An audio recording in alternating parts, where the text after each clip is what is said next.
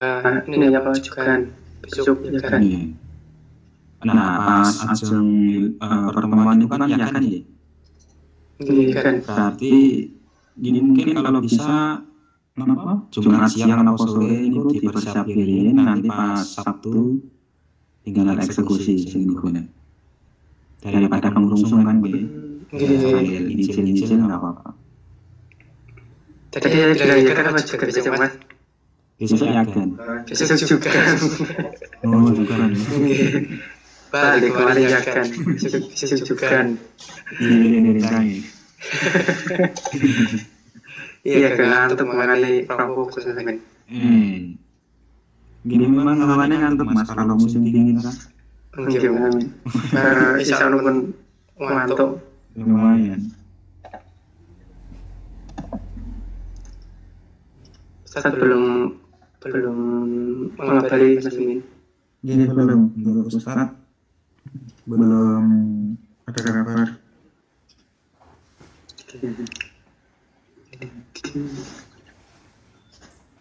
Pak Nur Rahmat Suruh 1 monggo bisa berkabar, bisa perkenalan.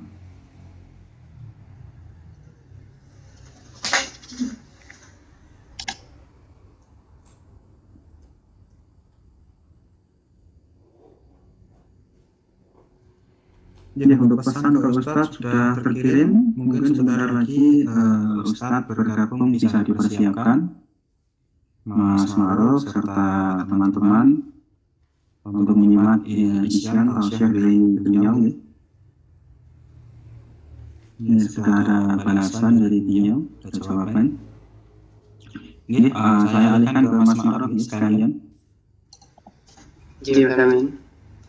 Teman-teman monggo bisa dipersiapkan alat tulis dan alat tulis ini sambil menunggu start tarawih.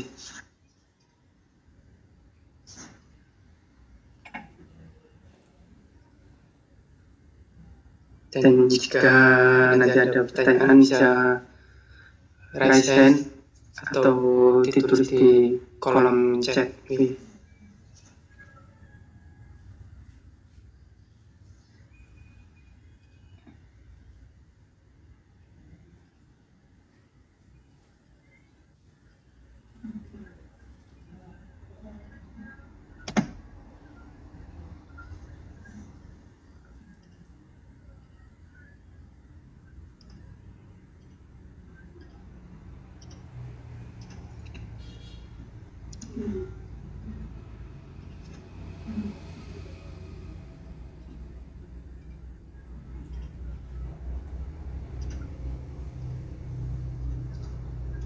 Jadi bagus.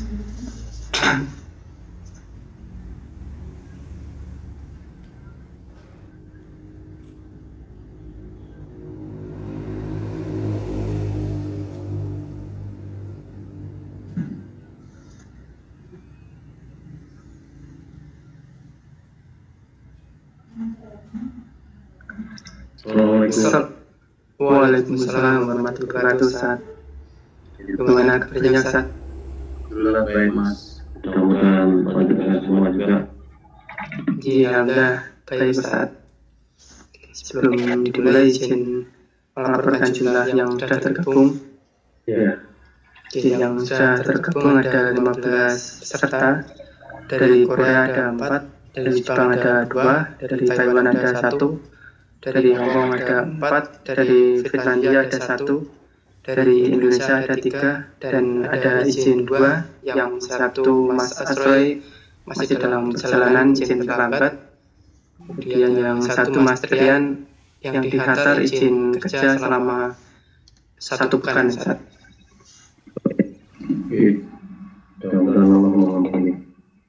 Jadi ini kajiannya bisa dimulai Ustaz.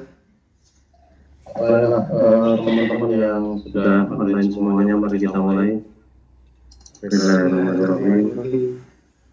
Alhamdulillah, salatu wassalamu ala rasulillah. Salam dari Ustaz untuk teman-teman semuanya. Waalaikumsalam warahmatullahi wabarakatuh. Baik, malam hari ini kita akan melanjutkan pembicaraan kita tentang Al-Asmaul Husna yang ke-50 malam hari ini. 50% kita sudah sebentar lagi akan melewati.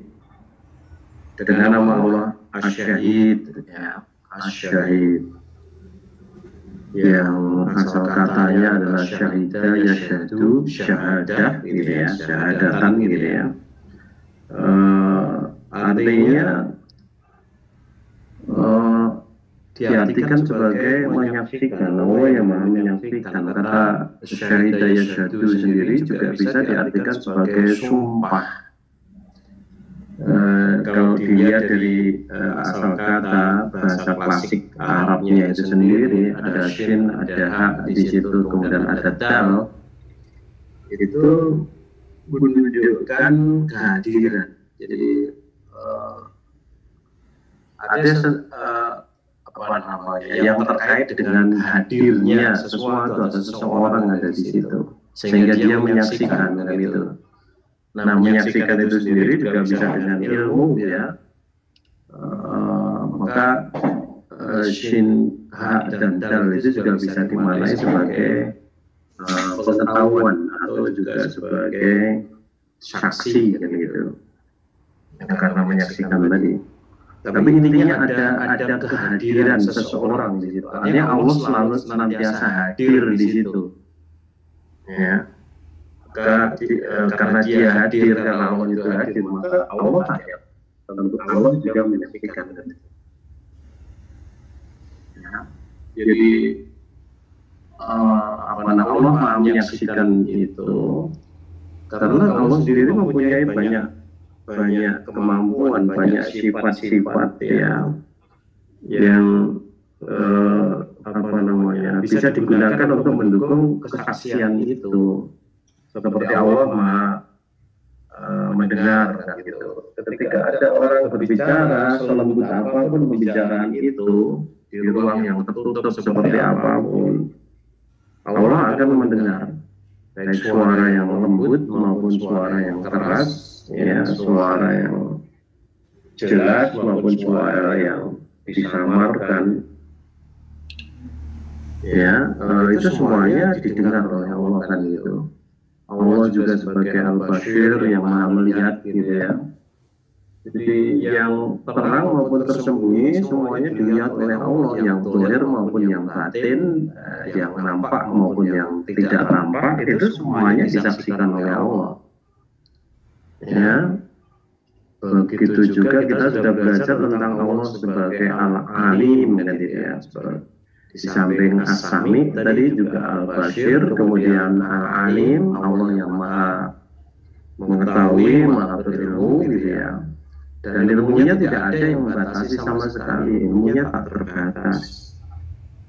Ya, pengetahuannya tidak terbatas sama sekali, gitu. Maka wajar kalau Allah sebagai Asy-Syahid itu yang maha menyaksikan itu bisa menyaksikan segalanya, gitu.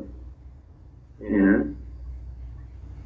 Padahal di situ menyaksikan itu yang hadir adalah sifat-sifat Allah itu sendiri. Ya, karena kehebatan Allah itu sendiri, maka tidak perlu kehadirannya itu dengan kehadiran sifatnya fisik, dan gitu. Kalau pada umumnya banyak saksi yang dia itu dihadirkan pada persidangan, itu yang utama adalah saksi-saksi yang utama yang hadir, yang betul-betul menyaksikan dengan mata dan kepala. Itu karena saksinya manusia. Dia hanya bisa menyaksikan tadi yang hadir di situ dengan mata kepalanya, tetapi Allah itu bisa mendengar, bisa melihat di mana saja Allah itu berada, dan itu. Nah, di mana saja Allah berada, kan gitu. Ya, maka tidak perlu harus dengan kehadiran secara fisik berada di lokasi itu atau bersama orang itu, Allah tetap bisa menyaksikan, gitu. Di antara ayat-ayat yang menunjukkan bahwa Allah itu maha menyaksikan, kita bisa buka di dalam surat Al-Buruj yang beberapa hari terakhir kita juga membuka ayat-ayat di surat itu tentang Al-Wadud dan sebagainya. Di situ ada di ayat yang ke-9 ya, coba dibuka di ayat yang ke-9 dari surat Al-Buruj. Oke. Surat Al-Buruj, surat ke-85 ayat 9. Ya. A'udzu billahi minasyaitonir rajim. Alladzi lahu mulkus samawati wal ard. Wallahu ala kulli syai'in syahid. Yang memiliki kerajaan langit dan bumi, Allah Maha menyaksikan segala sesuatu. Ya, Allah Maha menyaksikan segala sesuatu. Segala sesuatu. Kalau segala sesuatu itu ditafsirkan sebagai benda, terus harusnya tidak, gitu ya. Maka di ayat lain nanti Allah menunjukkan menjadi saksi tentang perbuatan-perbuatan kita. Bisa saja tentang orang-orang ahli kitab yang banyak dibicarakan di dalam Al-Quran itu. Ya, Allah juga menyaksikan apa yang mereka kerjakan di dalam surat Ali Imran ayat yang ke-98.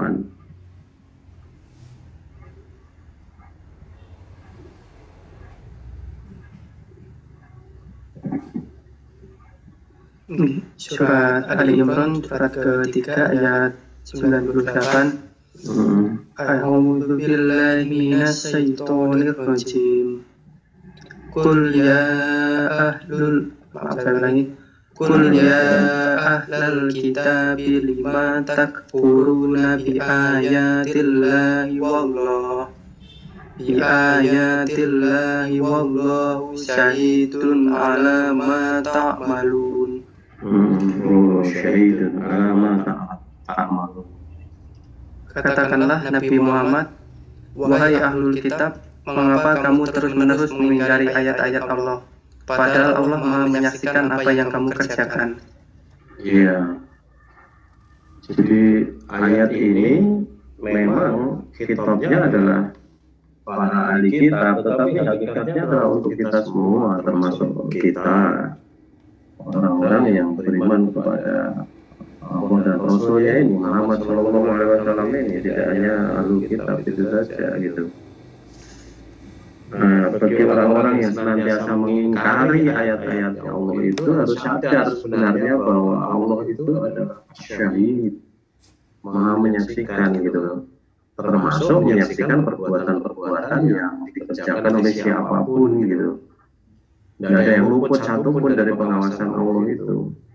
Semuanya dicatat dan semuanya akan diperhitungkan, ya, baik yang besar maupun yang kecil nanti di akhirat. Kalau di ayat itu berbicara tentang ahli kitab, nanti di surat Al-Hajj ayat ke-17, surat ke-22 ayat 17, itu Allah bicara tentang berbagai kaum. Ya, ada di situ Yahudi, ada Sobiin, ada Nasrani, ada Majusi, artinya semua ada orang-orang yang musyrik bahkan di situ. Dan Allah juga menjadi saksi terhadap apa yang mereka kerjakan dengan itu. Silakan. Surat Al-Hajj surat ke-22 ayat 17. A'udzu billahi minasyaitonir rajim. Innal ladzina amanu wal ladzina hadu was-sabiin wan nasara wal majusa wal ladzina asraku innallaha yafsilu bainahum yawmal qiyamah innallaha ala kulli syai'in syahid. Yeah. Sesungguhnya orang-orang yang beriman, orang-orang Yahudi, Sabiin, Nasrani, Majusi, dan orang-orang yang menyekutukan Allah akan Allah berikan keputusan di antara mereka pada hari kiamat. Sesungguhnya Allah menjadi saksi atas segala sesuatu.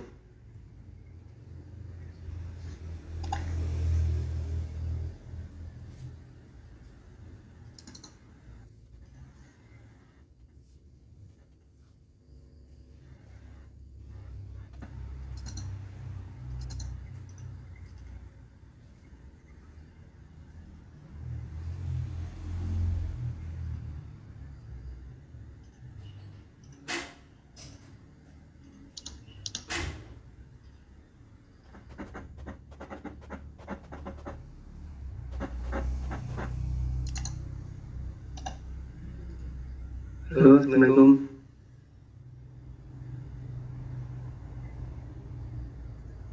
Mas Amin. Terkeluar nih Mas. Ustadz terkeluar ya.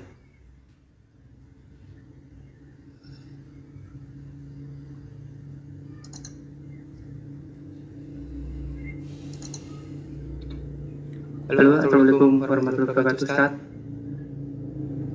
Untuk Baik Ustadz, voice-nya belum Ustadz.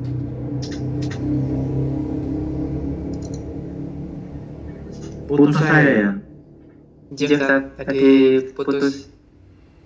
Keluar sendiri masuk sendiri ini. Ayo silakan. Sudah tadi biasa. Tadi sudah, Ustadz. Berarti ulang lagi. Iya, diulang lagi. Oke. Surat Al-Hajj surat ke-22 ayat 17. A'udzu billahi minasy syaithanir Semuanya aja. rajim. Sesungguhnya orang-orang yang beriman, orang-orang Yahudi, Syafi'in, Nasrani, Majusi dan orang-orang yang menyekutukan Allah akan Allah berikan keputusan di antara mereka pada hari kiamat. Sesungguhnya Allah menjadi saksi atas segala sesuatu. Ya, Allah menjadi saksi atas segala sesuatu kan gitu. Dan memang cukup Allah sebagai saksi ada di dalam surat An-Nisa ayat ke-79 itu kan gitu. Jadi konsep tentang Allah sebagai asyahid ya yang menjadi saksi itu nanti kemudian memunculkan konsep baru tentang ma'iyatullah. Artinya kebersamaan Allah atau pembersamaan Allah kepada umatnya, kepada orang-orang tertentu, kepada kelompok tertentu dan sebagainya di situ. Ma'iyatullah, ya, pembersamaan Allah atau kebersamaan Allah dengan kita. Dan pembersamaan Allah kepada makhluknya itu, kepada hambanya itu, kemudian ada yang sifatnya umum, am, ada yang sifatnya khusus gitu ya. Artinya ketika Allah berfirman bahwa ma'akum aina makanu atau kuntum dan sebagainya itu artinya kepada siapa saja sebenarnya. Coba dibuka dulu di dalam surat Al-Hadid ya. Al-Hadid ayat yang ke-14. Silakan.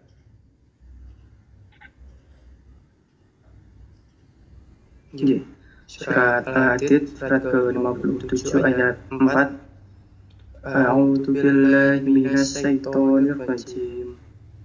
Walladzi khalaqas samawati wal arda fi sittati ayyamin tsumma stawa 'alal 'arsy ya'lamu ma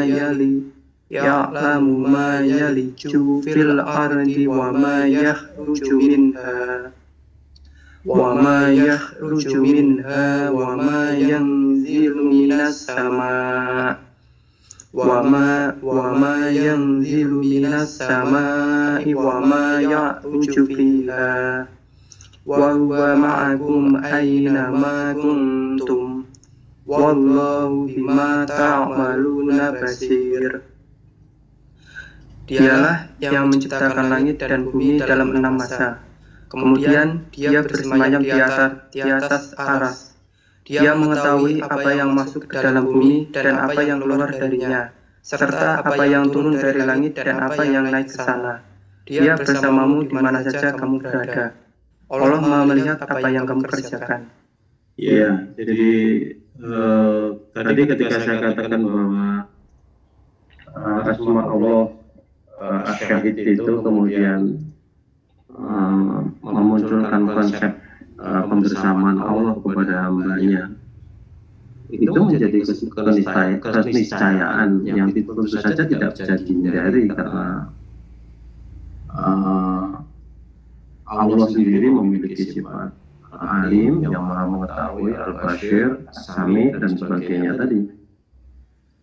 Ya, dan menjadi satu keniscayaan karena manusia itu di dunia ini akan dimintai pertanggungjawaban nanti di akhirat. Ya, segala tutur kata, ucapan, bahkan kemunafikan yang ada di dalam hati kita itu nanti juga akan dipertanggungjawabkan gitu. Ya, maka wajar kalau Allah sendiri bertindak sebagai syahid dan gitu. Ya, akan menjadi saksi nanti di akhirat nanti kan gitu. Ya, maka di sini Allah menunjukkan luar biasaan kehebatan Allah, mendukung ya konsep Allah sebagai asyahid tadi ya, nama Allah asyahid tadi. Di sini dikatakan a'udzubillahi minasyaitonir rajim. Huwallazi khalaqas samawati wal arda fi sittati ayyamin tsumma stawa 'alal 'arsy. Dialah yang menciptakan langit dan bumi dalam 6 masa, kemudian dia bersemayam di atas arsy. Nah, ini pembicaraan tentang di atas arsy ini sering menjadikan terjadinya pertengkaran pemahaman antara satu kelompok dengan yang lain. Ya, kita paham bahwa yang namanya waktu dan tempat itu adalah makhluk ciptaan Allah. Tentu saja karena makhluk ciptaan Allah, ya Allah tidak membutuhkan yang namanya waktu dan tempat itu kan gitu. Maka kemudian ketika Allah berkata dan berfirman di sini, summa stawa 'alal 'arsy, kemudian istiwa di atas arsy, itu harus diartikan secara majas. Ya, bukan hakikat, bukan yang sebenarnya gitu. Karena memang Allah tidak butuh tempat dan waktu kan gitu. Ya, sebelum tempat ada, sebelum waktu itu ada, Allah sudah ada. Arsy juga sudah pasti ada di situ, karena Allah di atas arsy, gambarannya kan seperti itu. Jadi jangan kemudian dibayangkan bahwa arsy itu ini ada dunia langit yang kesekian nanti di atasnya itu yang ketujuh. Itu artinya kan Allah dengan kita berada pada dimensi yang sama, yang terbatas pada ruang dan waktu tidak. Ya, Allah di atas arsy, ya sudah diterjemahkan seperti itu saja. Allah di atas arsy, jangan dibayangkan arsy itu berada di dunia ini, jangan. Ya, karena dunia ini makhluknya Allah, waktu, tempat, makhluk Allah nggak butuh di situ gitu. Ya, begitu juga ketika Allah turun ke langit dunia gitu ya, pada sepertiga malam terakhir, yang menggambarkan yang sama dalam hadis itu kan gitu. Untuk mencari orang yang berdoa akan dikabulkan doanya, mencari orang-orang yang mohon ampun akan diampuni dosanya dan sebagainya pada sepertiga malam terakhir itu. Ya, juga jangan kemudian digambarkan itu zatnya Allah turun ke langit dunia di sini. Ya, yang di Jogja mengatakan di Jogja, nanti yang di Semarang mengatakan Semarang, kan di Rancu kan gitu. Cukup sebagai seperti asyahid tadi, pembersamaan Allah itu bukan zatnya tadi yang datang ke situ, tapi cukup ilmunya, pengawasannya, penyaksiannya, pendengarannya, kekuasaannya, pengaruhnya, pengaturannya dan sebagainya. Allah sebagai Rabb ya, sebagai Rabbul Alamin kan gitu ya. Maka Allah bisa mengetahui apa saja, berada di mana, kapan saja, dan bahkan peristiwa yang belum terjadi pun sudah diketahui oleh Allah gitu loh, tanpa Allah datang ke situ gitu. Ya, maka setiap ayat maupun hadis-hadis yang berbicara tentang tempat yang terkait dengan Allah itu tentu jangan kemudian dipahami sebagai letter zatnya Allah ada di situ kan gitu. Nah, tidak seperti itu kan gitu. Ya.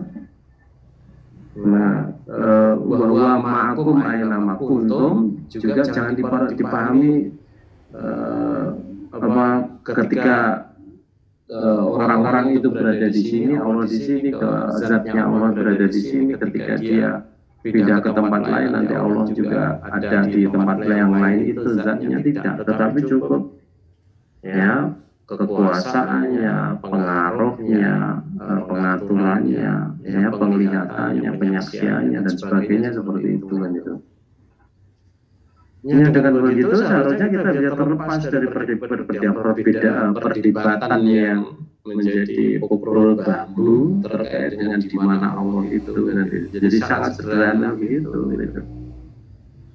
Ya, dan bisa mengkompromikan berbagai macam pemahaman gitu ya, karena tidak memahami tempat tadi ya, apa namanya, Allah terikat pada tempat tadi, harus hadir dalam tempat itu. Kehadiran Allah itu cukup dengan kehadiran ilmunya, penyaksiannya, pendengarannya, kekuasaannya dan sebagainya dan sebagainya. Kemudian ya'lamu ma yaliju fil ardi wa ma yakhruju minha wa ma yanzilu minas samai wa ma yakhruju fiha. Dia Allah mengetahui apa yang masuk ke dalam bumi, wa ma yakhruju minha, dan juga yang keluar daripadanya. Wa ma yanzilu minas samai, dan apa yang turun dari langit, wa ma ya'ruju fiha, dan apa yang naik ke sana.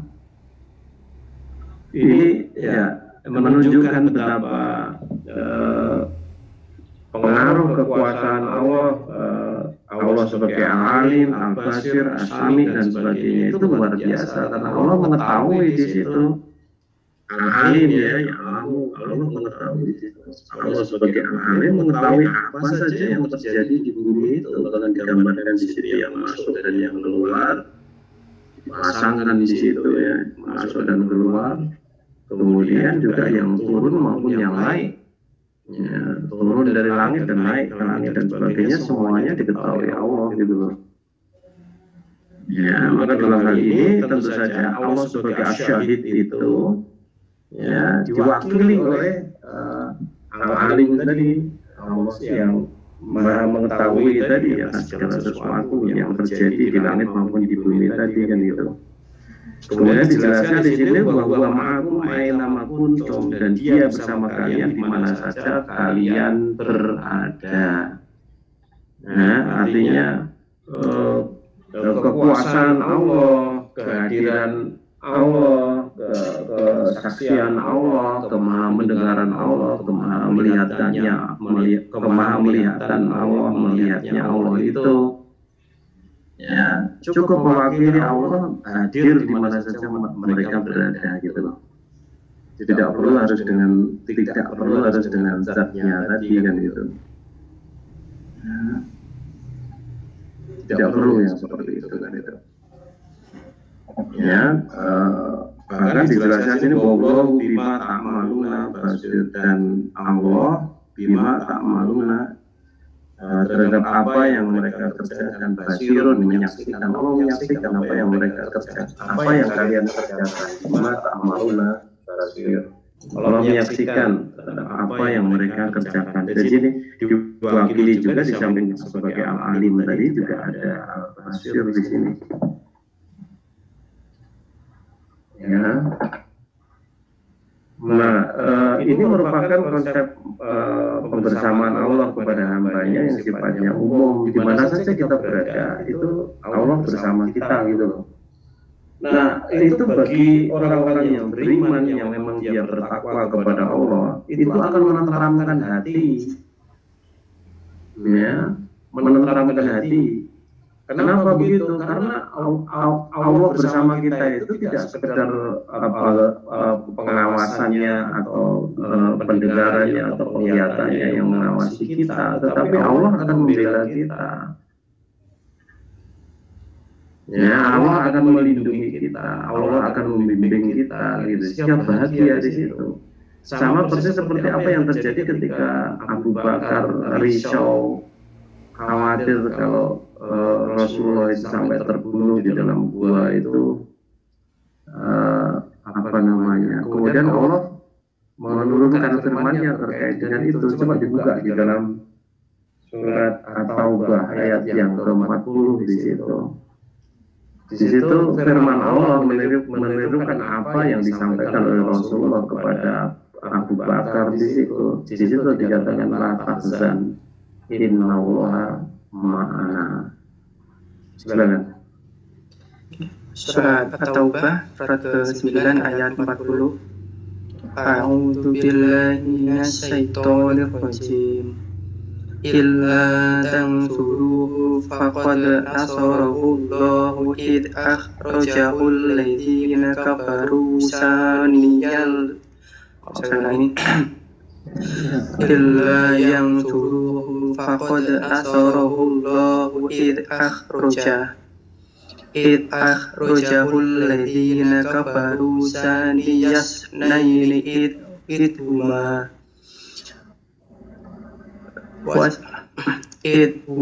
fil ghori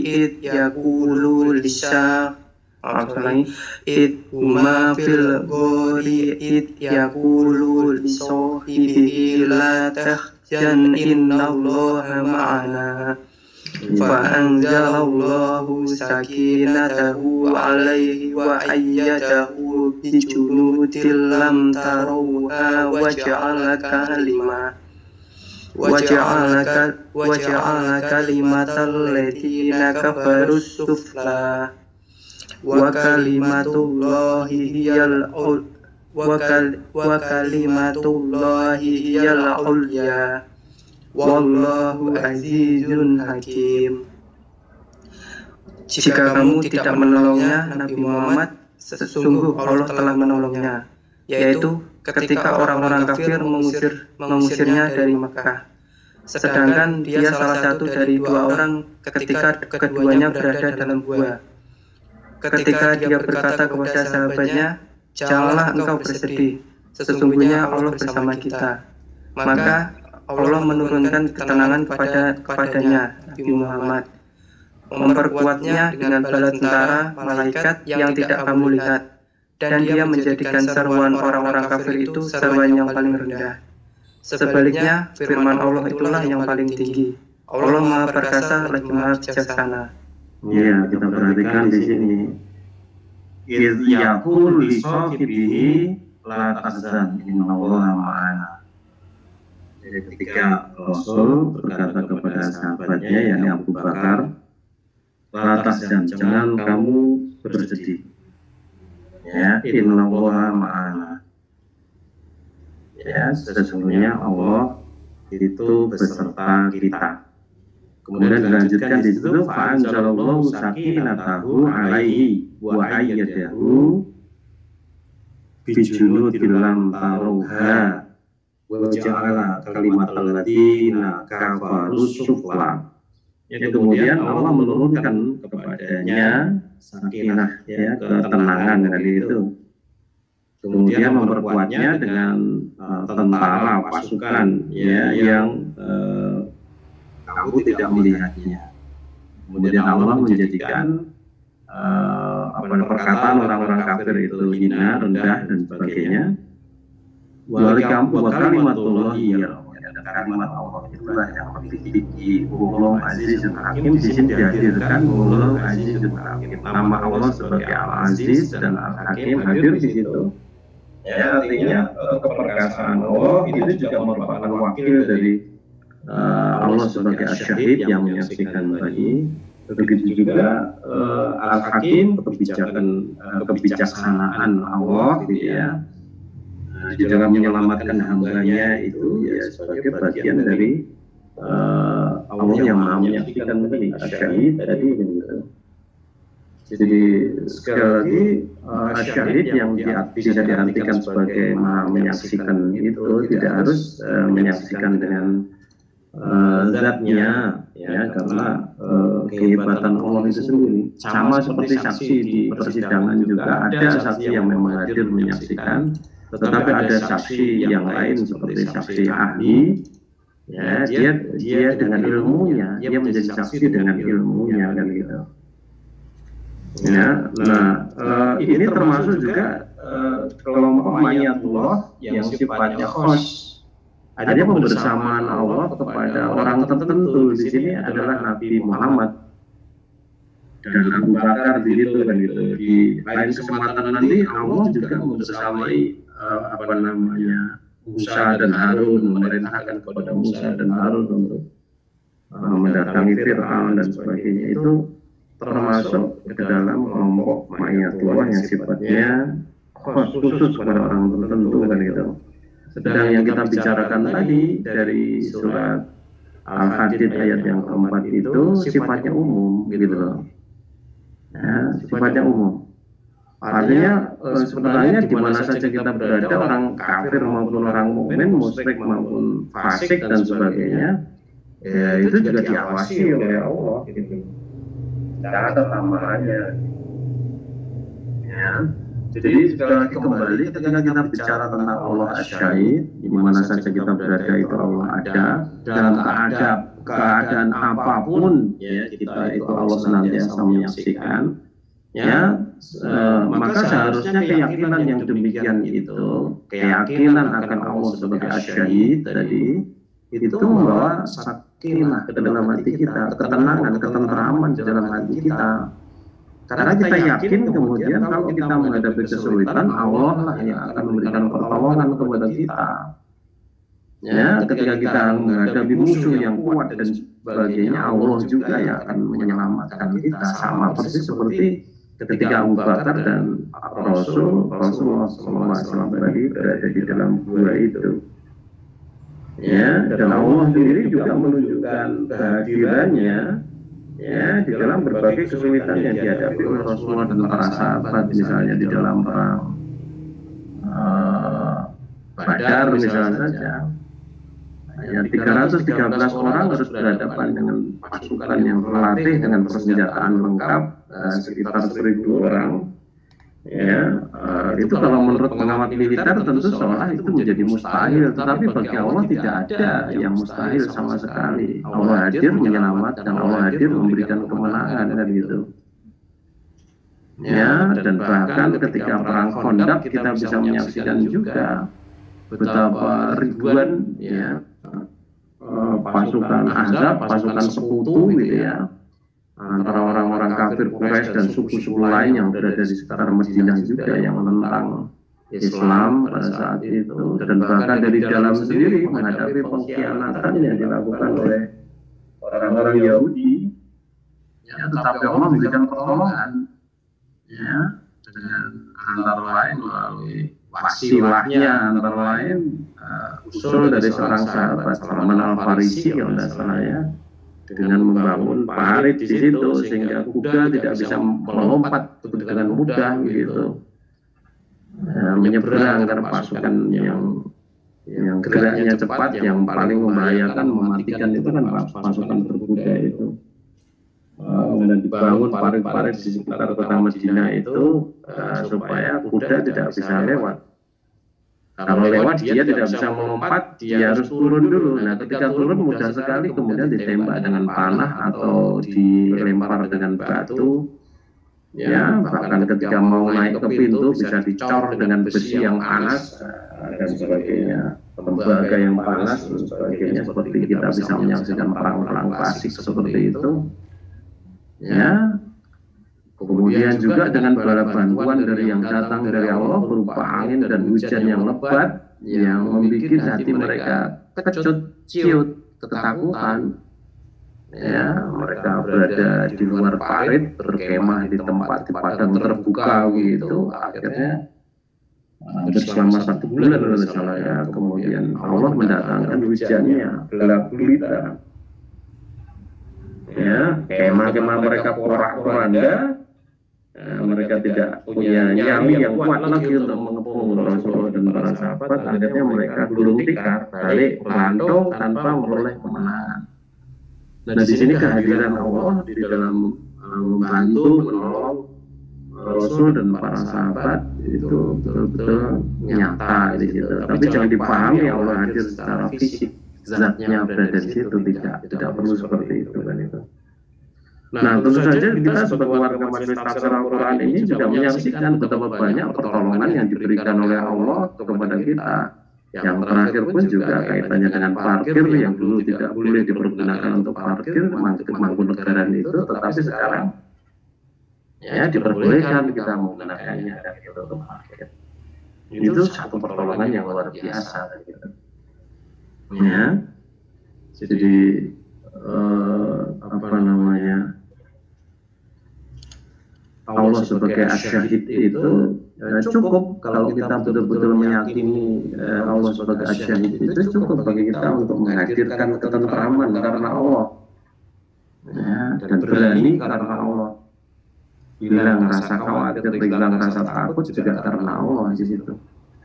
Tentu saja itu hanya berlaku bagi orang-orang yang beriman, yang benar imannya gitu loh. Ya, orang-orang yang bertakwa kan itu. Maka di dalam surat An-Nahl surat ke-16 ayat ke-128 itu, ya, dijelaskan di situ bahwa Allah itu bersama dengan orang-orang yang bertakwa. Silakan. Surat An-Nahl surat ke-16 ayat 128. A'udzu billahi minasyaitonir rajim. Innallaha ma'al ladzina taqaw wal ladzina hum muhsinun. Ya, Sesungguhnya Allah bersama orang-orang yang bertakwa dan yang berbuat kebaikan. ya, Allah bersama dengan orang-orang yang membersamai dia, orang bertakwa. Itu tentu saja juga di mana saja berada. Tetapi pemahamannya di situ lebih penekanannya Allah senantiasa membela. Artinya pembelaan Allah tidak sekedar pembersamaan Allah saja, tetapi pembelaan Allah itu bersama-sama dengan orang yang bertakwa. Siapa itu? Yaitu orang-orang yang senantiasa berbuat kebaikan. Ya, muhsinun kan itu. Jadi orang yang senantiasa berbuat kebaikan kan itu. Nah, orang lain mungkin bisa berbuat yang sama seperti orang-orang yang bertakwa, ya. Orang bertakwa sholat, orang munafik juga sholat, tetapi sholatnya orang-orang bertakwa itu mendatangkan kebaikan. Dan orang yang melakukannya itu sebagai muhsinun tadi kan itu. Tetapi orang sholatnya orang munafik itu bukan mendatangkan kebaikan, tetapi justru mendatangkan hujatan dari Allah. Fawailul lil musallin alladzina hum an sholatihim sahun, yaitu orang yang lalai akan sholatnya. Alhamdulillah. Sholatnya untuk riya, sholatnya untuk ini itu dan sebagainya. Ya. Nah, apa namanya? Tadi juga di dalam tadi sudah buka surat Mujadilah ya, ayat 6 ya tadi ya. Mujadilah belum, Ustaz. Coba buka Mujadilah ayat 6 kemudian masuk ke 7, silakan.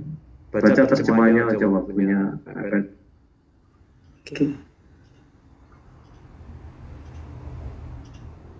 Surat ke-58. Ayat 6 dan 7 Ustaz. 6 dulu. Oke. Surat Al-Mujadilah surat ke-58 ayat 6 dan 7 terjemahnya. Pada hari itu Allah membangkitkan mereka semua, lalu Dia memberitakan kepada mereka apa yang telah mereka kerjakan. Allah menghitungnya semua amal meskipun mereka telah melupakannya. Allah Maha menyaksikan segala sesuatu. Iya, Allah Maha menyaksikan segala sesuatu gitu. Termasuk perbuatan yang sudah dilupakan oleh mereka, orang-orang munafik atau orang-orang kafir itu. Allah sudah catat semuanya dan bahkan sudah dihitung semuanya itu kan gitu.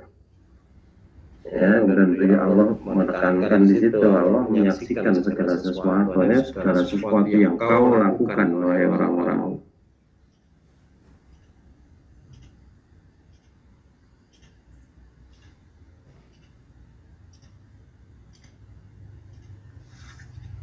Halo.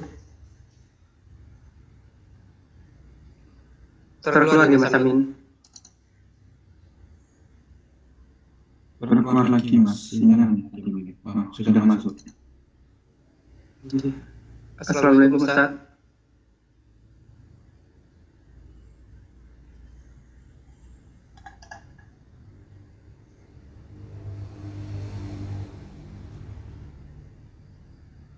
Halo. Assalamualaikum Ustaz.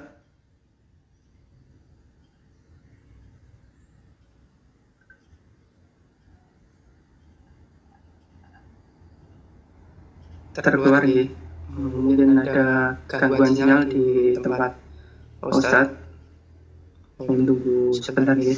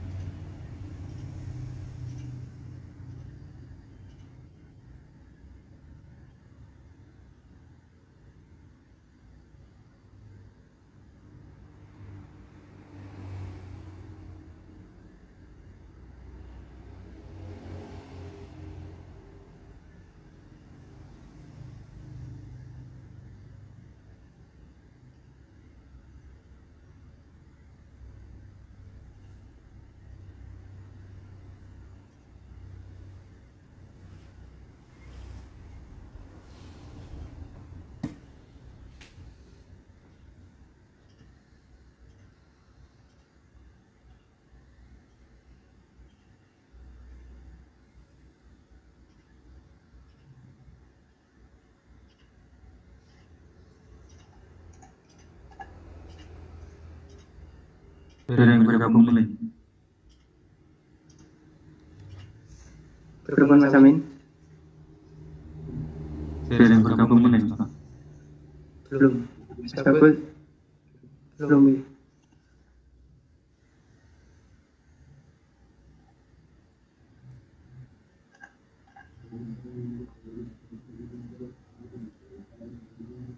Untuk yang menyimak di Facebook maupun di YouTube, mohon maaf ada gangguan sinyal ya, di tempat Ustaz. Jadi mohon tunggu sebentar. Checklist nih, Ustaz. Checklist 1 Mas Amin. Ini sinyalnya. Belum tahu juga ya, karena sinyal atau cuaca atau yang lainnya.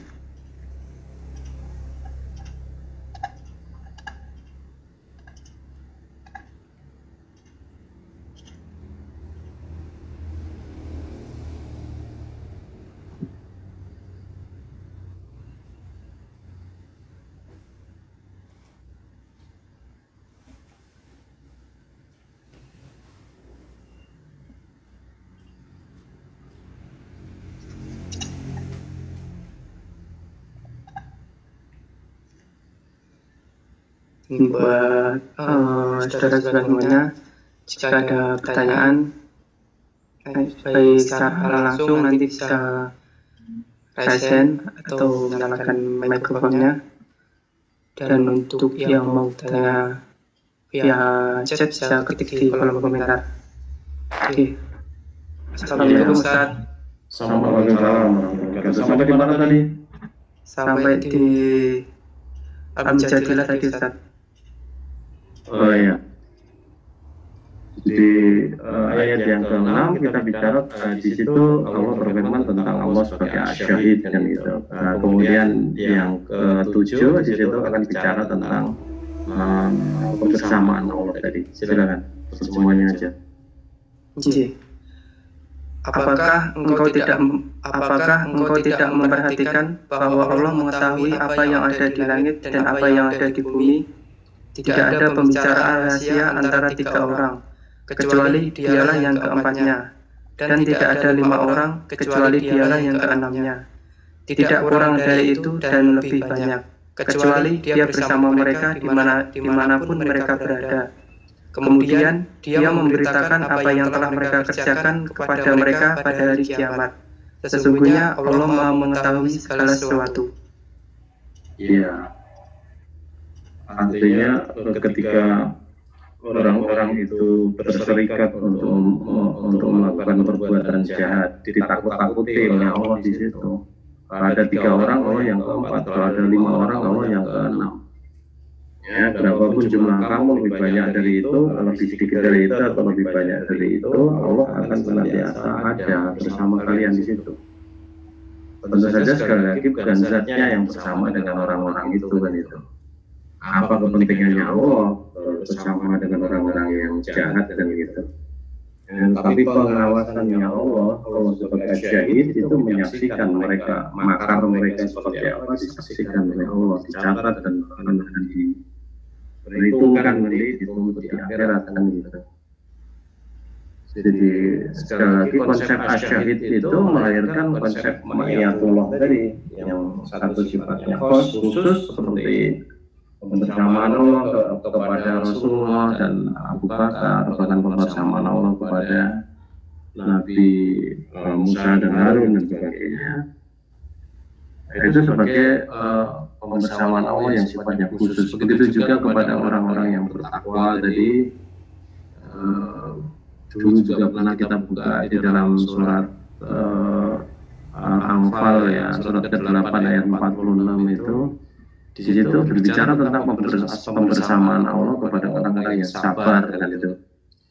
Ya tentu saja tidak lepas dari konsep at-taqwa tadi. Ya, artinya orang yang takwa itu pasti bersabar dengan itu. Maka Allah bersama orang yang bersabar itu juga Allah maknanya juga sama seperti Allah bersama dengan orang-orang yang bertakwa, tetapi dalam konteks pembicaraan itu yang ditekankan adalah kesabarannya tadi. Silakan juga. Ya, berapa tadi Ustaz? ayat 46 enggak salah ya. Jadi Quran surat Al-Anfal surat ke-8 ayat 46. A'udzu billahi minasyaitonir rajim. Wa atii'ullaha wa rasulahu wa la tanaza'u fatafsalu wa tadhhaba rihukum wasbiru innallaha ma'as sabirin. Taatilah Allah dan Rasulnya. Janganlah kamu berbantah-bantahan yang menyebabkan kamu menjadi gentar dan kekuatanmu hilang. Serta bersabarlah. Sesungguhnya Allah bersama orang-orang yang sabar. Ya, jadi di awal ayat bicara tentang perintah untuk taat kepada Allah dan Rasulnya. Artinya perintah untuk menjadi manusia yang bertakwa. Tapi pahami di dalam banyak situasi, termasuk di dalam situasi perang dan sebagainya, itu kita dituntut untuk solid, ya. Jangan sampai kemudian satu meresahkan, merisaukan, melemahkan yang lain kan gitu. Nah, untuk menghadapi situasi yang seperti itu, adanya friksi di berbagai tempat, berbagai golongan dan sebagainya, itu yang perlu kita tingkatkan adalah kesabaran. Wasbiru begitu. Maka bersabarlah kalian. Innallaha ma'as sabirin. Sesungguhnya Allah bersama dengan orang-orang yang sabar. Tentu saja itu adalah juga orang yang bertakwa, yang taat kepada Allah dan Rasulnya tadi.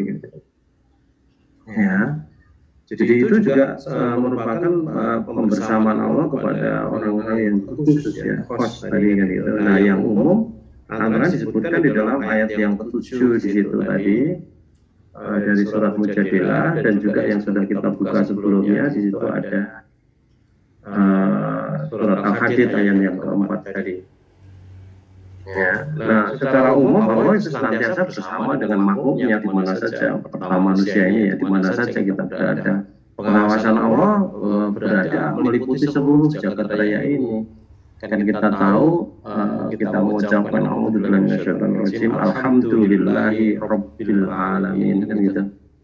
Segala puji bagi Allah Rabbul Alamin, kan gitu.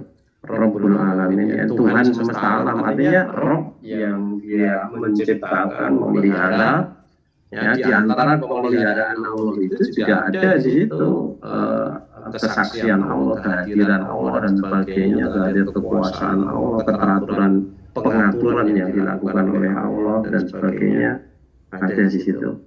Ya, bahkan tadi hadir juga keperkasaan Allah tadi, kemudian kebijakan Allah sebagai Al-Hakim, kebijaksanaan Allah sebagai Al-Hakim tadi juga hadir ketika kita membicarakan tentang penyelamatan Allah, penyelamatan atau pertolongan Allah kepada Rasulullah dan Abu Bakar tadi kan gitu.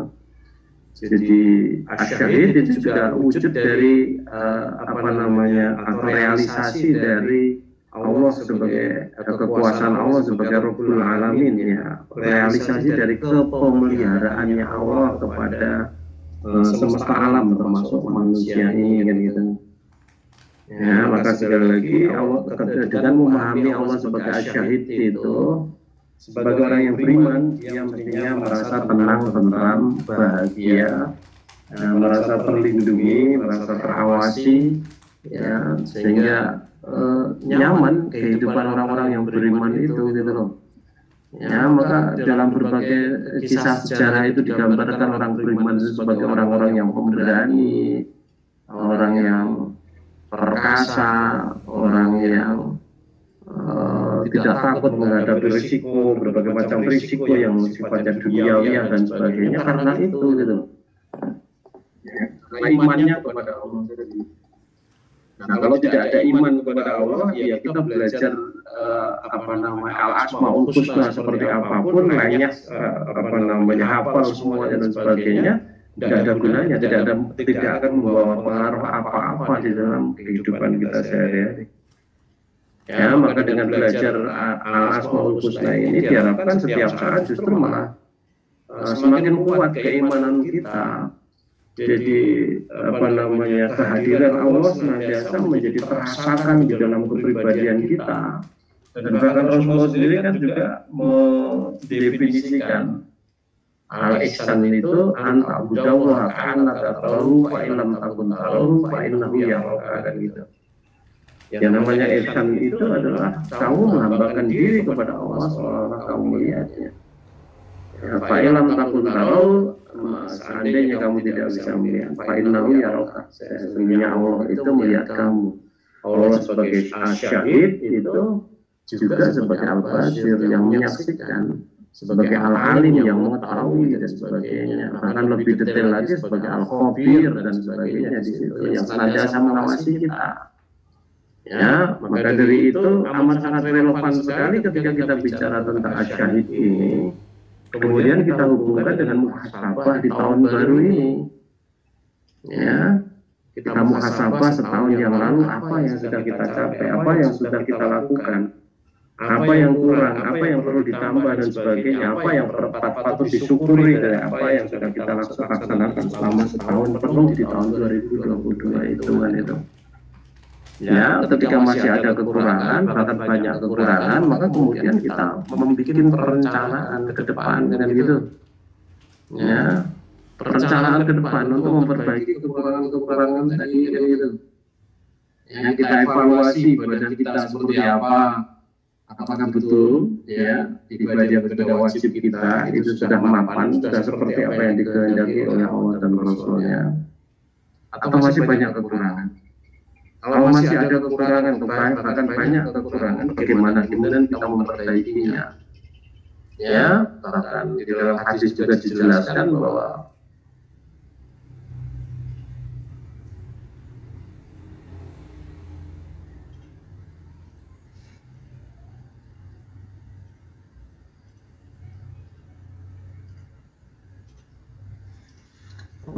ya, maka sebagai hamba Allah yang merasa menyadari bahwa dirinya lemah, dirinya kurang, ya, maka dia tidak akan mencukupkan dengan yang wajib saja, supaya kalau ada kekurangan-kekurangan nanti akan ditutup oleh amalan-amalan yang sifatnya sunnah tadi.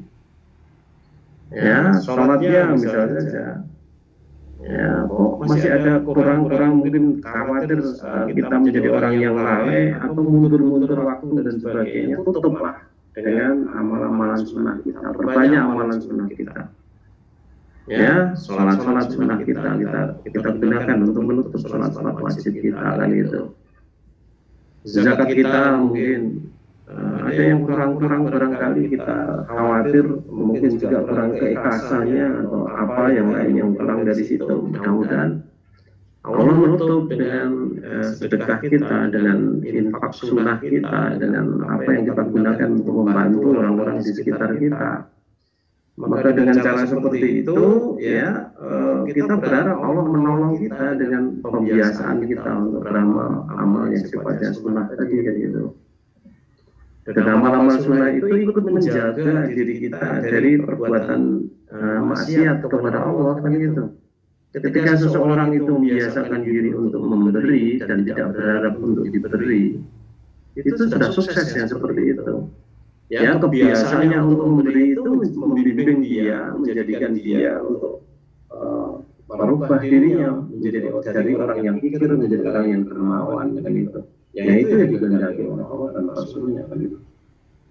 Ya, pembiasaan dia melakukan sholat sunnah, apakah itu sholat sunnah rawatibnya, ataukah sholat duhanya, atau sholat malamnya, dan bahkan sholat zuhur ataupun sholat mutlaknya dan sebagainya, itu paling tidak menutup waktu-waktunya untuk berpikir tentang hal-hal yang jelek, untuk bertutur kata tentang hal-hal yang jelek, untuk berbuat tentang hal-hal yang jelek.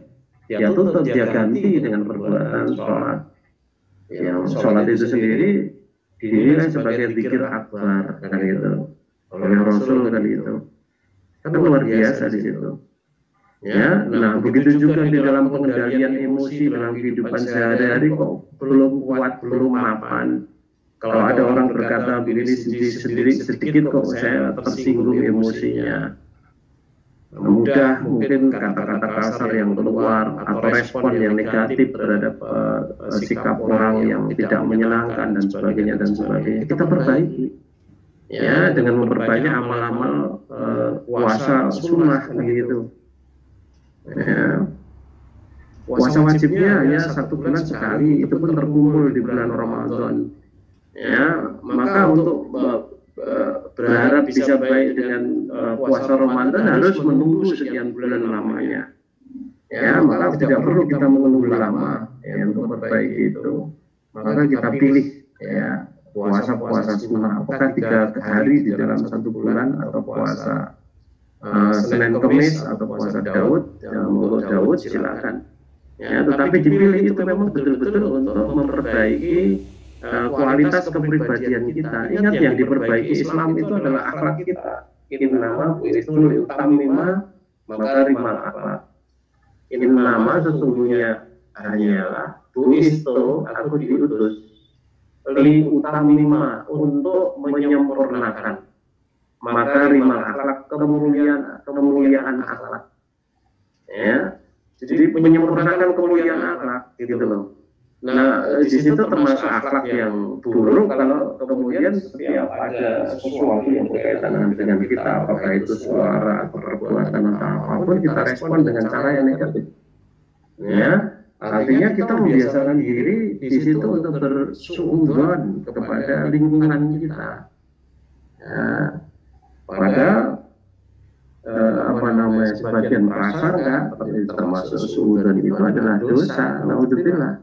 Maka kalau kita membiasakan respon negatif seperti itu kepada apa saja yang berada di sekitar kita, akhirnya kita membiasakan untuk berbuat dosa. Naudzubillah. Maka ya kita kendalikan hawa nafsu yang seperti itu dengan puasa tadi, dengan pengendalian diri yang totalitas di situ kan gitu. Ya, sehingga 12, 14, 16 jam dalam sehari kita menghadirkan asyahid tadi, kita membiasakan diri untuk bersama Allah, bersama kehadiran Allah di situ ketika berpuasa itu kan gitu. Ya, nah sudah pasti ya ketika kita berpuasa sunnah karena Allah gitu ya. Tentu Allah akan arahnya sudah jelas, kita ingin seperti itu, Allah akan memberikan pertolongan yang seperti itu dan gitu. Nah, kita koreksi diri kita masing-masing di awal tahun ini ya, supaya ya ke depan kita betul-betul menjadi pribadi yang lebih baik dari itu. Ya, apalagi dengan pemahaman kita yang bertambah tentang asyahid ini. Ya, Allah senantiasa bersama dengan kita, juga pemahaman kita tentang ihsan.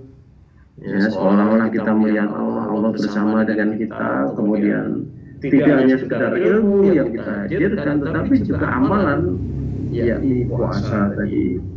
Ya, betul-betul kita akan merasakan kehadiran Allah di situ ketika kita berpuasa. Ya, sampai makan pun tidak berani, minum pun tidak berani kalau memang belum waktunya diizinkan kan gitu.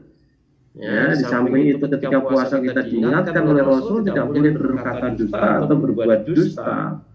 Ya, kalau sampai kita berkata berbuat dusta, Allah tidak butuh puasa kita. Artinya puasa kita hanya dapat lapar dan haus, tidak ada gunanya lagi kan gitu. Ya, bahkan ketika ditantang untuk bertengkar, berkelahi, perang dengan orang lain pun kita ya diperintahkan oleh Rasul, dianjurkan oleh Rasul, diajarkan oleh Rasul untuk mengucapkan ini shaimun, sesungguhnya aku ya sedang berpuasa, shaim, orang yang sedang berpuasa kan gitu. Nah itu kan luar biasa. Maka ayo gitu ya, bukan berarti saya menganjurkan memperbanyak kuantitasnya untuk beribadah, apakah itu sholatnya, ataukah itu puasanya atau zakatnya, tetapi tetap saja yang penting itu adalah kualitas, bukan kuantitas ya. Maka kalau memang tidak ditambah kuantitasnya, jumlahnya tidak apa-apa, tetapi kualitasnya itu diperbaiki, dipuncakkan, dimaksimalkan kualitasnya sehingga betul-betul ada pengaruh di dalam perbaikan akhlak kita masing-masing kan gitu. Ya, setiap orang mempunyai kekurangannya masing-masing. Ada yang dia mudah untuk beribadah, tetapi ketika jihad dengan amal dia sangat pikir. Ada orang-orang yang mereka itu mudah jihad dengan amal, tapi untuk beribadah dia juga sangat malas. Ya, maka perintahnya supaya kita berjihad dengan harta dan jiwa untuk memerangi dua itu. Yang satu jihad dengan amwal itu untuk memerangi kepikiran sehingga kita berubah menjadi orang yang dermawan. Jihad dengan anfus itu untuk memerangi kemalasan agar kita menjadi orang-orang yang mujahadah di dalam beramal, menghambakan diri kepada Allah. Pada hakikatnya kita itu adalah hamba Allah yang diperintah oleh Allah untuk senantiasa beriman dan beramal soleh, yang itu. Artinya memperbanyak amal soleh itu menjadi penting dalam konteks itu, mengkondisikan kita dalam kehidupan sehari-hari untuk senantiasa dalam keadaan soleh itu sangat dianjurkan. Tetapi pahami lagi, tidak hanya sekedar kuantitasnya, tetapi betul-betul diwarnai dengan kualitas yang baik, dan itu. Ya, dan sebenarnya saya juga tidak menganjurkan bermuhasabah itu hanya setahun sekali. Ya, seharusnya setiap hari kita itu betul-betul secara berkala melakukan muhasabah. Dan dulu saya anjurkan mungkin menjelang tidur, beberapa menit menjelang tidur ketika kita sudah berbahan di situ, ya, maka dilakukan evaluasi diri, apa yang kita lakukan yang selama sehari tadi. Amal soleh apa yang kita lakukan, yang kurang, yang cewek, yang perlu kita perbaiki, ya, kejelekan apa yang tadi kita lakukan sengaja atau tidak sengaja dalam seharian tadi, bagaimana follow up-nya kan itu, ya. Nah, setelah itu kemudian diakhiri dengan istighfar, mohon ampun kepada Allah dan Rasul, mohon ampun kepada Allah seperti apa yang dilakukan oleh Rasul itu 100 kali di dalam sehari gitu. Mohon ampun tentu kan ada kesalahan-kesalahan di situ yang dilakukan, dan itu ketika bermuhasabah ada kekurangan yang dilakukan ketika bermuhasabah gitu. Nah, kita ikuti apa yang diajarkan oleh Rasul untuk istighfar kepada Allah. Awali dulu dengan introspeksi kekurangan apa dan sebagainya, sehingga dari introspeksi itu amalan ke depan menjadi lebih terfokus untuk memperbaiki yang kurang-kurang, yang jelek-jelek tadi gitu. Nah, kalau tidak ada introspeksi tentu saja tidak akan fokus, amal kita ya begitu-begitu saja. Artinya ya hanya sekedar melaksanakan kebiasaan dalam kehidupan sehari-hari gitu. Nah, itu yang tidak kita kehendaki. Tetapi dengan melakukan introspeksi dengan sebaik-baiknya, mohon ampun kepada Allah atas kesalahan kita, maka ke depan kita akan lebih fokus untuk memperbaiki apa yang kurang yang ada pada kita, dan gitu. Ya, nah, jangan sampai kemudian kita merasa kita terlambat untuk melakukan introspeksi. Tidak. Mulai kapan saja selama kita masih hidup itu sudah baik kan itu. Ya, saya menganjurkan segera mulai tahun 2023 ini kan itu ya. Senantiasa melakukan introspeksi itu. Ya, kalau perlu juga dicatat, digariskan rencana selama tahun 2023 ini akan apa yang akan dilakukan, perbaikan apa dari segi kebudiannya, dari segi muamalahnya dan sebagainya. Ya, apa yang akan kita lakukan dari segi maisahnya ke depan, dari segi keluarga dan sebagainya, planning ke depan. Nah, nanti di akhir 2023 nanti kita bisa melakukan evaluasi itu seberapa persen dari planning yang kita rencanakan itu kemudian bisa terlaksana dengan baik, termasuk juga dalam memperbaiki kepribadian, memperbaiki ekonomi, maupun memperbaiki apapun yang terkait dengan keselamatan akhirat kita.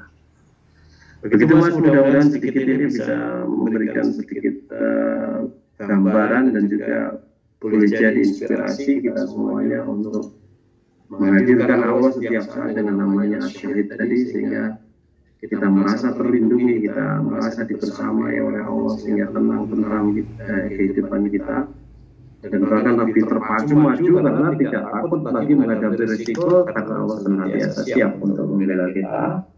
Di samping itu, karena kebersamaan kita perlu senantiasa untuk memperbaiki kita masing-masing, ya, sehingga betul-betul mendapat untuk Allah itu sendiri.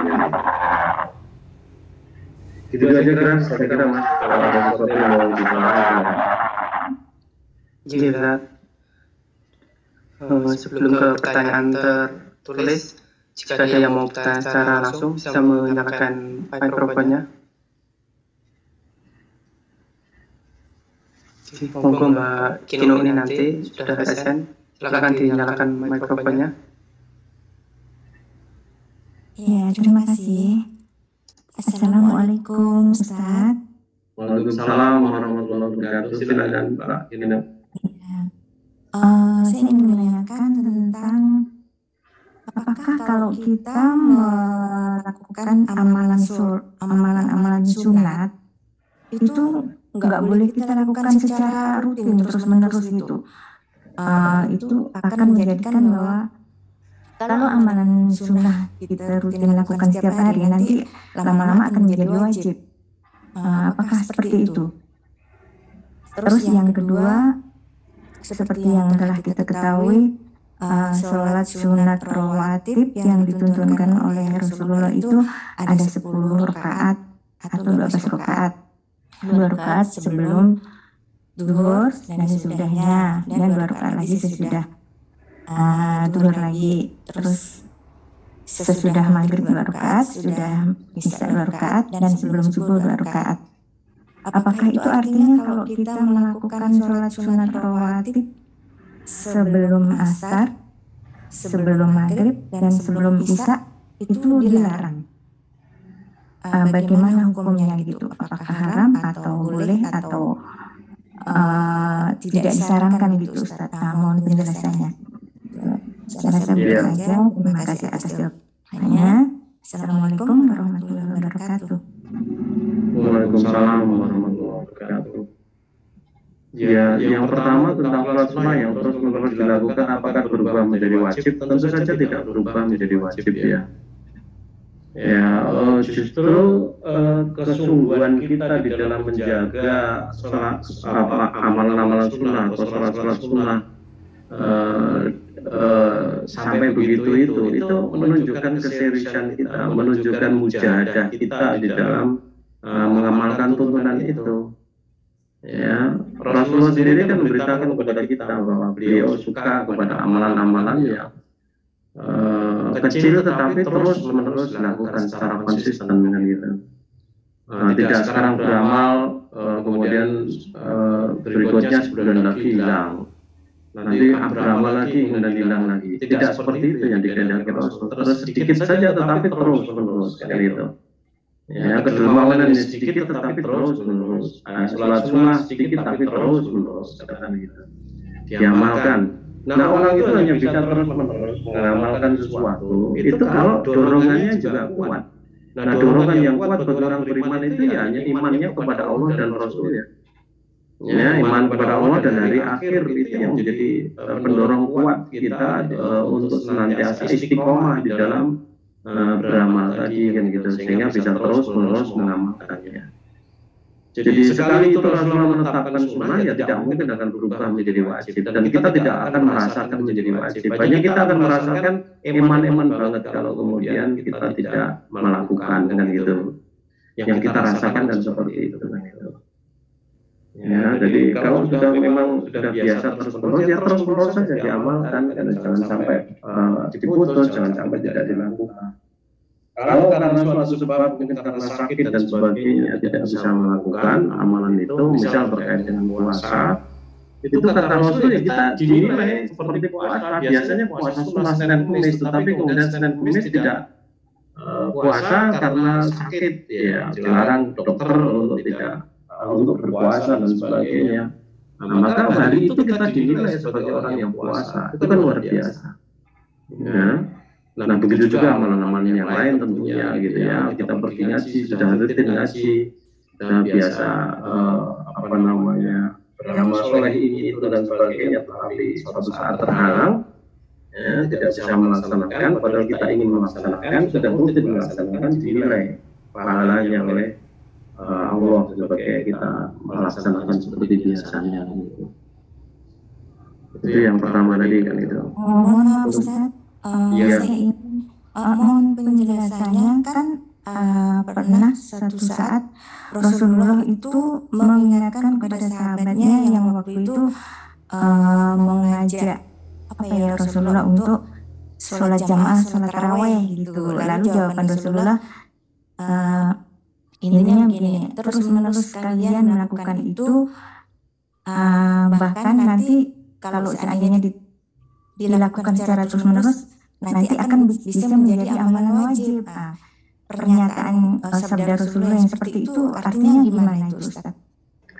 Iya, itu kan kalau Rasulullah itu melaksanakan keluar terus tidak berhenti dalam hari kedua atau ketiga mengimami para sahabat sholat tarawih tadi, ya maka khawatir nanti sahabat pada salah paham karena terus menerus dilakukan, maka nanti sahabat mengira bahwa ini menjadi wajib kan itu. Supaya tidak salah paham sehingga mengira bahwa sholat tarawih yang sunnah itu menjadi wajib, maka Rasulullah tidak keluar untuk mengimami mereka. Meskipun di rumah Rasulullah sendiri, di dalam kamarnya, beliau juga sholat itu, sholat malam itu, karena sholat malam itu bagi Rasulullah adalah wajib. Setiap malam beliau sholat, ya sesuai waktunya dibangkitkan oleh Allah kan gitu.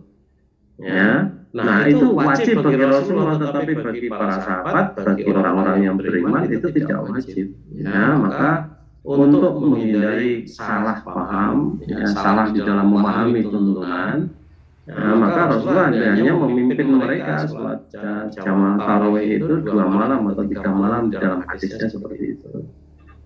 Ya, jadi sekali lagi bahasa itu adalah untuk menghindari supaya tidak salah paham. Tetapi bagi kita kan tentu tidak akan salah paham kalau kita itu yang namanya ini sholat sunnah, ya kita lakukan terus, ya sudah selamanya juga akan tetap menjadi sholat sunnah, tidak akan menjadi wajib. Jadi menjadi seperti wajibnya itu karena kita itu merasa iman kalau ditinggalkan gitu. Ya, kemudian yang kedua, ada larangan memang sholat ba'dal asri, ba'dal subhi kan ya. Iya, artinya tidak ada sholat setelah asar, setelah subuh gitu ya. Karena ada larangannya gitu. Artinya maksudnya di situ tidak ada ba'diyah subuh dan tidak ada ba'diyah asar kan gitu.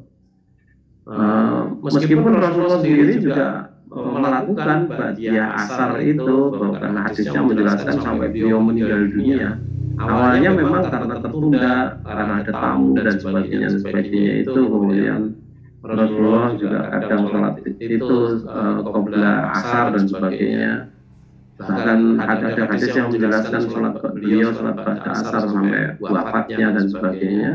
Tetapi untuk umat beliau menjelaskan tidak ada sholat setelah subuh dan juga setelah asar.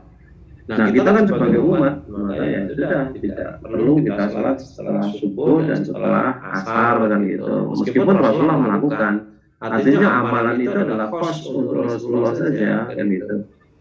Ya sama seperti Rasulullah punya istri ya 9 itu hanya kos untuk beliau saja.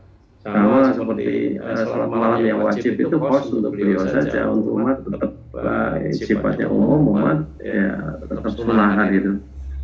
Nah kemudian qobla maghrib, bagaimana? Ada qobla maghrib tidak dilarang dan kita boleh melakukan qobla maghrib itu. Artinya ketika kita masuk masjid, di waktu maghrib itu kita boleh sholat di situ, apakah sholat tahiyatul masjid atau sholat qobla maghrib boleh saja di situ.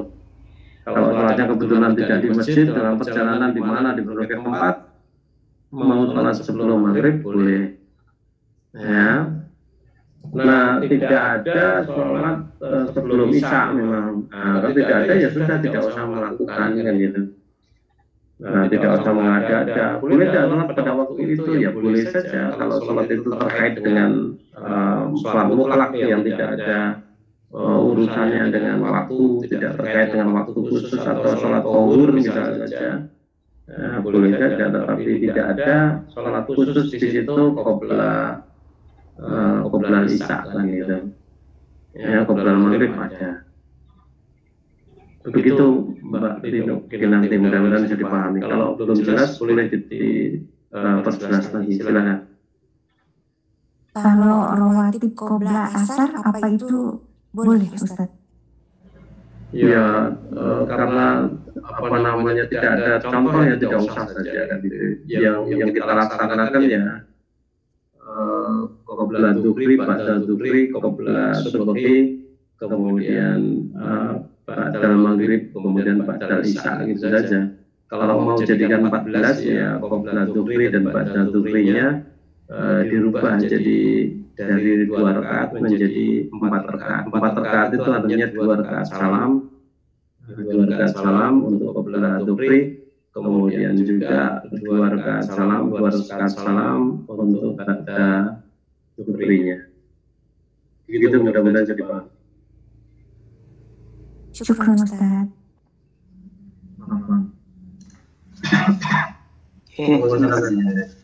Terima kasih Mbak Yu atas pertanyaannya.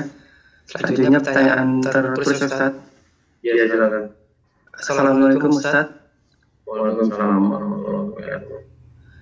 Izin bertanya, untuk perihal akikoh, untuk sekarang banyak yang menawarkan paket akikoh, dan untuk itu jika menjalankan akikoh dengan memakai jasa paket akikoh tersebut, bagaimana Ustaz penjelasannya? Wassalamualaikum warahmatullahi wabarakatuh. Waalaikumsalam warahmatullahi wabarakatuh. Ya, kaitannya dengan sembelihan itu, Islam memperlakukan hal yang khusus ya. Jadi untuk binatang-binatang yang harus disembelih itu, Islam punya perlakuan yang khusus. Ya, artinya hal haramnya itu betul-betul harus terjaga gitu di dalam hal makanan itu. Kita tahu kalau kita sampai makan barang yang haram kan gitu ya. Maka kemudian doa kita selama 40 hari itu tidak akan diterima oleh Allah gitu. Dan harus diperhatikan di situ. Itu yang pertama. Kemudian yang kedua, membunuh hewan itu ya hanya boleh dilakukan oleh orang-orang tertentu supaya halal kan gitu.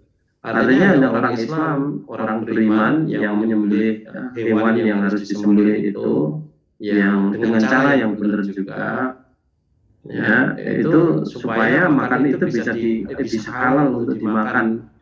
Kalau orang kafir yang menyembelih, meskipun dia baca Bismillah, ya dipotong di leher depannya dan sebagainya, tetap saja haram iya. Nah, di antara yang dikatakan oleh Rasul sebagai orang kafir itu adalah orang yang tidak sholat. Al-ahdul ladzi bainana wa bainahum as-sholat, faman tarakaha faqad kafar. Ya, perjanjian antara kami dengan mereka itu adalah sholat. Dan siapa yang meninggalkan sholat maka sungguh dia telah kafir dan gitu. Kufur kafir orangnya kan gitu. Ya, artinya kalau yang menyembelih itu memang sholat, ya halal saja. Tetapi kalau yang menyembelih itu tidak sholat, ya menjadi haram. Nah, kalau kita akikoh dengan barang yang haram, tentu saja kan kita justru malah menyebarkan dosa, tidak mendapatkan berkah di situ. Ya. Nah, banyak orang-orang yang mereka itu bisnis di bidang makanan, bisnis di bidang sembelian dan sebagainya itu tidak peduli. Nah, mereka mengira bahwa asal kambing itu halal kan gitu. Padahal kan tidak seperti itu. Kambing halal, tapi yang nyembelih itu siapa? Kalau yang nyembelih orang kafir ya dia tidak halal kan gitu. Ya. Maka dari itu kalau kita memang mau menggunakan jasa akikoh orang lain yang kita tidak tahu, ya harus tahu dulu siapa dia orangnya yang menyembelih siapa. Belum tentu pengusahanya itu yang menyembelih. Ya, yang menyembelih tonggolnya rasolat haram, meskipun mungkin lembaga akikohnya namanya Al-Barokah atau Al-Maidah. Mungkin saja nama pengusahanya Muhammad Ihsan dan sebagainya. Ya, tetapi yang menyembelih bukan dia. Karena dia sudah sibuk sebagai pengusaha, sudah banyak duit, dia meminta bantuan orang dibayar untuk menyembelihnya. Padahal dia tidak sholat, bisa saja terjadi seperti itu. Ya, maka kalau kita memang mau menggunakan jasa akikah itu, selidiki dulu. Ya, kalau menyelidiki juga tidak langsung kepada orangnya. Kalau kita langsung kepada orangnya, ini halal atau haram saja, ya pasti dia akan mengatakan halal. Ketika kita meragukan malah dia marah, mesum dan sebagainya. Nah, maka datang, lihat dan sebagainya penyembelihannya, atau ya hanya kepada orang sekitarnya menyembelih sopo dan sebagainya, dia sholat atau selidiki dia sholat atau tidak dan sebagainya, ya kemudian baru kita yakin. Atau datangi saja orangnya itu, saya pakai jasa kamu tetapi yang nyembelih saya, misalnya dari itu, ya maka kemudian dia sembelih. Di Jogja ini ditawarkan ada akikoh kok apa namanya harganya di bawah 1 juta, itu kan jadi masalah, itu masalah besar. Itu sudah pasti kambingnya bukan kambing akikoh, itu beli daging saja, atau kambing satu digunakan untuk beberapa di bawah 1 juta itu. Malah akikoh pitik barang itu juga ayam untuk akikoh itu ramu dengan seperti itu kan itu. Ya maka harus hati-hati tentang akikah itu. Yang penting halal tentang penyembelihannya. Kalau itu sudah diatasi, ngerti, paham, yakin, ya maka insya Allah halal semuanya kan gitu. Yang kambing sendiri harganya mahal, akikah 900 sekian ribu akikah di era mudeng saya kan gitu. Ya khawatir itu orang-orang itu tidak peduli ya, yang pebisnisnya itu ada yang tidak peduli menyembelih sopo atau daging tukok kenong pasar dan sebagainya, rumah sana bener kan gitu. Jadi hati-hati, boleh asal halal ya, maka harus hati-hati, selidiki dulu kan gitu. Kalau bisa ya itu tadi tak sembelih sendiri kamu yang jarak dan sebagainya, datang ke sana memang khusus untuk menyembelih ya, sembelih, dan jangan ditukar dengan yang lain gitu. Begitu Mas, mudah-mudahan bisa dipahami. Jadi untuk sisa pertanyaan insya Allah akan disampaikan pekan depan karena waktunya sudah cukup ya. Baik, kalau sudah tidak ada, mudah-mudahan sedikit ini bermanfaat bagi kita semuanya. Ayo kita mumpung kita berhadapan dengan tahun baru pada hari ini, kita lakukan evaluasi diri terhadap apa yang sudah kita lakukan selama setahun yang lalu, kemudian ke depan kita rencanakan dengan baik bagaimana kita membangun kepribadian yang karimah kan gitu ya. Jadi semakin hari kita berharap diri kita menjadi semakin baik dan kita perbaiki lagi, kita biasakan di dalam setiap malam untuk melakukan evaluasi diri sehingga paginya itu sudah siap dengan rencana apa yang mau saya lakukan untuk hari ini dan sebagainya. Begitu saja sekira apa yang kita bicarakan malam hari ini. Kurang lebihnya saya minta maaf. Mari kajian kita akhiri. Alhamdulillahirabbil alamin. Subhanakallahumma wa bihamdika asyhadu an la ilaha illa anta astaghfiruka wa atubu ilaik. Assalamualaikum warahmatullahi wabarakatuh. Waalaikumsalam warahmatullahi wabarakatuh. Waalaikumsalam warahmatullahi wabarakatuh. Terima kasih. Oke, telah kita ikuti bersama kajian malam pementasan Al-Qur'an bersama Ustaz Abdul Rahman Suparno yang pada malam hari ini membahas tema tauhid asma wa sifat, yaitu as-syahid. Juga dengan mempelajari tema pada malam ini diharapkan bisa menenteramkan hati kita bersama, karena ada pembersamaan Allah, pembelaan Allah di setiap kondisi maupun dimanapun kita berada. Saya mewakili beliau yang bertugas di balik layar. Ada kurangnya kami mohon maaf. Saya akhiri. Wabillahi taufiq wal hidayah. Wassalamualaikum warahmatullahi wabarakatuh. Waalaikumsalam warahmatullahi wabarakatuh.